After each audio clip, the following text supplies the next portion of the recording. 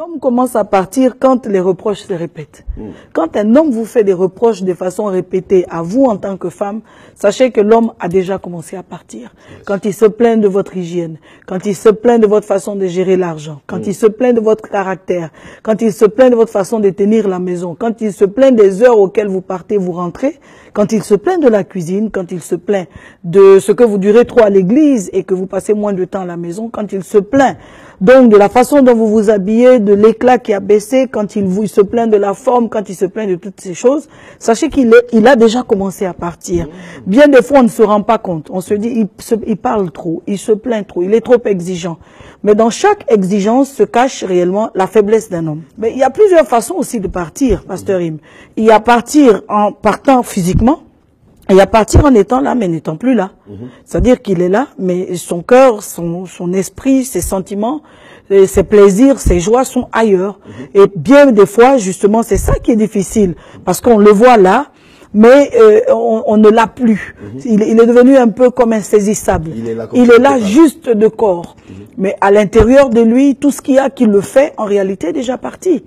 Voilà. Et donc, les circonstances de départ sont souvent liées à des malaises. L'homme n'est plus à l'aise par rapport à une mauvaise sexualité. Il y a aussi ça. La sexualité est devenue fade, c'est devenu maintenant quelque chose de monotone. Il n'y a plus de plaisir dans le visuel parce que quand on parle de sexualité, avant qu'elle ne soit un échange, elle est d'abord visuelle, elle est donc verbale. Et il n'y a plus rien de bon qui passe. Il n'y a plus d'attirance. Il n'y a plus de bons mots. Il n'y a plus de beau dessous, il n'y a plus d'entretien du corps, il n'y a plus de valeur, même que l'épouse est en train de démontrer. Et quand l'homme s'habitue donc justement à tout ce qui est fade, il commence à partir. C'est chaque jour qu'il faut vous montrer encore plus aimante. C'est chaque jour qu'il faut vous montrer plus compréhensive, plus attentive, plus proche de lui, plus près de ses préoccupations. C'est chaque jour que vous devez vous montrer que vous partagez ses passions, que vous êtes au cœur de ses besoins. C'est chaque jour qu'il faut se montrer donc une partenaire qu'il découvre d'un point de vue sexuel, une amie qui découvre d'un point de vue donc de votre capacité à l'écouter, à l'épauler, voilà, à communiquer, une partenaire d'un point de vue à le soutenir dans les moments difficiles, parce que ça peut arriver aussi qu'un homme traverse des moments difficiles. Il y a aussi l'environnement qui peut jouer avec le départ d'un homme. Donc, vous en faites un peu trop parce que votre conjoint tient à vous, il insiste et il reste, mais pour Vassi, il y a eu un environnement qui a dit non, tu la gardes pas. Et l'environnement, ça peut être la belle famille, ça peut être les amis, ça peut être le milieu professionnel où on se dit non, tu es en train de péter un câble, écoute, tu ne peux pas rester avec cette femme. Et à force, ça finit donc par arriver. Donc, les circonstances de départ, il y a tout ça. Il y a des choses qu'on sent, qu'on voit venir, il y a des choses qui s'imposent à nous. L'homme est sensible. L'homme est sensible. Quand il voit Ève, Adam s'écrit, il n'attend même pas que Dieu qui a créé Ève lui présente Ève. Il s'écrit, voici. C'est lui donc finalement qui présente Ève à Dieu qui l'a créée. Voyez. Donc pasteur, c'est ça. Parfois on est tellement donc familier dans le couple qu'on ne fait plus d'efforts et l'homme s'attache à quelqu'un de proche. On ne le sent pas partir. Il y a aussi le facteur spirituel. Un homme peut être envoûté par une autre femme. Un homme peut être séduit. Quand vous ne séduisez plus votre mari, quand vous n'êtes plus en train de lui plaire dans certains aspects, dites-vous qu'il est disponible et disposé à être séduit par une autre femme. Une femme doit plaire en tout temps et en toutes circonstances. Donc vous qui m'écoutez, évitez que la chose ne se détériore jusqu'à un certain niveau. Et il faut aussi éviter trop d'ingérence. Écoutez, ramener un homme à la maison, il y a aussi beaucoup d'humilité. Beaucoup d'humilité de la femme. Parfois, les femmes sont orgueilleuses. Mais en fait, dites-moi, vous êtes orgueilleuse, pourquoi? Quel est le problème qui vous rend aussi orgueilleuse, madame? Même que vous ayez un salaire, même que maintenant vous ayez donc un bulletin de salaire, même maintenant que vous ayez les moyens, même que vous ayez commencé à construire une maison, même que vous ayez des économies jusqu'à un certain niveau, même que vous portiez des sacs de valeur.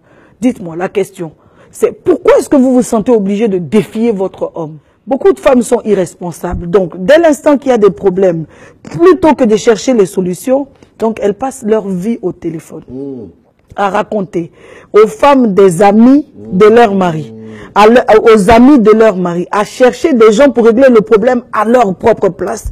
Donc quand elle essaie avec les amis que ça ne passe plus, elle essaie maintenant avec les pasteurs. Elle va dans une église, elle raconte toute sa vie là-bas. Et quand ça ne marche pas, alors c'est le pasteur ou l'église qui n'est pas bien. Elle se déplace, aller dans une autre église. Et d'église en église, et donc toute la ville a la vie de ton mari. Alors la chose que tu dois savoir, ça dégoûte. Les choses que ton mari te reprochait, pour lesquelles il est en train de partir, il faut abandonner ça. Ensuite, la chose, quand l'homme s'attache déjà à une autre femme, il faut avoir le courage d'observer cette femme.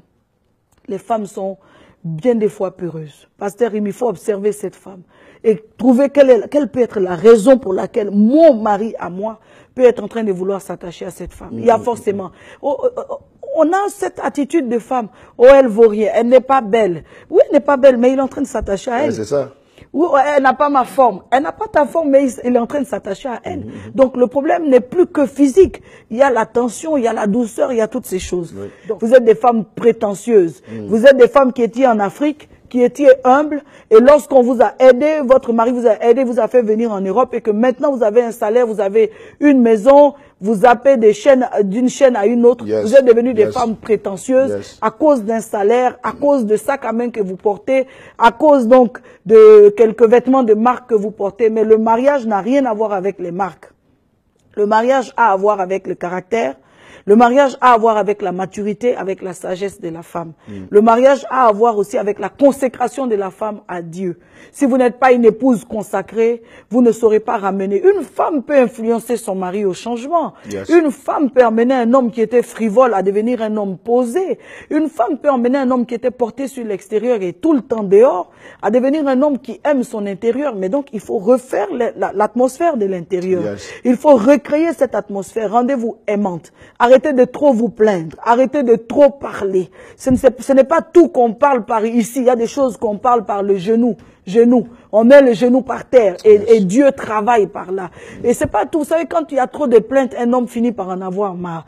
Il sort, il revient vous parler. Alors, vous avez parlé depuis 1 an que vous parlez, ça ne change pas. Ça veut dire que la solution n'est pas là. Il faut changer maintenant donc des solutions, arrêter de parler et chercher la solution ailleurs. Pour votre édification spirituelle, suivez des puissants témoignages, des puissantes prédications, des puissantes prières en live, des émissions chrétiennes, des clips top gospel. Abonnez-vous dès maintenant sur notre nouveau compte YouTube Casarema Satellite. La Bible dit que vous devez vous entretenir par des psaumes, des hymnes, des cantiques spirituels, chantant et célébrant de tout votre cœur les louanges du Seigneur. Dès à présent, abonnez-vous sur notre chaîne YouTube Casarema Satellite 2. Vous serez alerté en temps et en heure de chaque nouvelle vidéo. C'est très simple. En un clic, vous êtes abonné. Sa bonté est insondable. Sa fidélité. Pour recevoir toutes nos vidéos en temps et en heure sur vos téléphones portables, tablettes, ordinateurs, n'hésitez pas de faire sonner la cloche de notification. Ainsi, vous serez informé en temps réel sur toutes nos publications. Et vous ne raterez aucune de nos vidéos. Casarema, le canal qui te transmet la vie. Casarema, la chaîne qui t'emmène dans la présence de Dieu. Alors, abonnez-vous massivement. Sa bienveillance